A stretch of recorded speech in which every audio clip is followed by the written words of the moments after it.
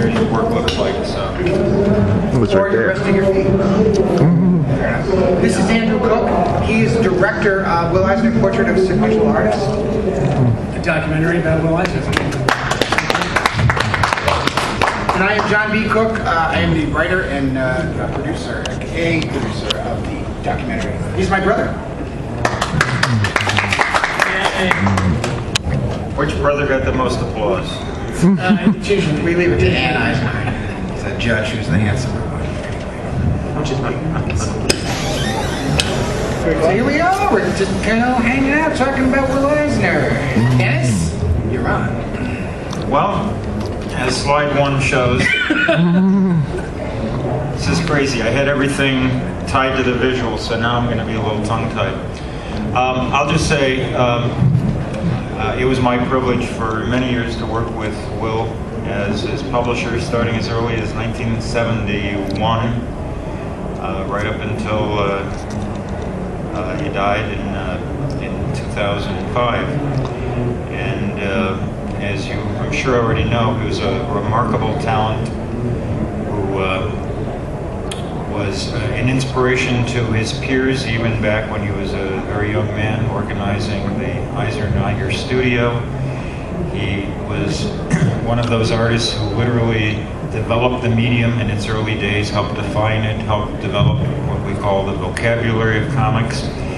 And while he was doing that as a creator, he also was an astute businessman who partnered originally with Jerry Iger and afterwards avoided partnerships and made usually very smart decisions in every aspect of his career. So he's that unusual left brain, right brain cartoonist that you don't run into all that often. And so while he's most famous probably for The Spirit, he was most proud of the graphic novels that he created later in his life, starting in 1978 with Contract with God, a book that truly did revolutionize our industry, because for the first time he showed in dramatic form how cartoonists could go beyond that staple pamphlet. You could actually have a sizable book with a spine that would be visible on your shelf. And it's hard to think now, with graphic novels so proliferated as they are, that in 1978 nobody thought that way. We were happy to buy our pamphlets every month, and that was fine. But he thought beyond it, as he often did. And so in 2017, I organized 2 simultaneous exhibits of his artwork, which was a great pleasure. And that exhibit took place in Angoulême, France, where they actually have a full-time museum devoted to comics, supported by the French government, and the Society of Illustrators in New York. And there was enough of his quality work to fill 2 large exhibit spaces. Oh.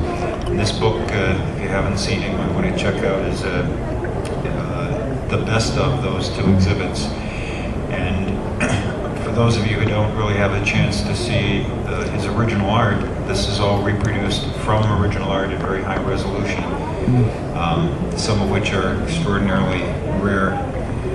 So with that as just an introduction, we'll toss around thoughts and ideas.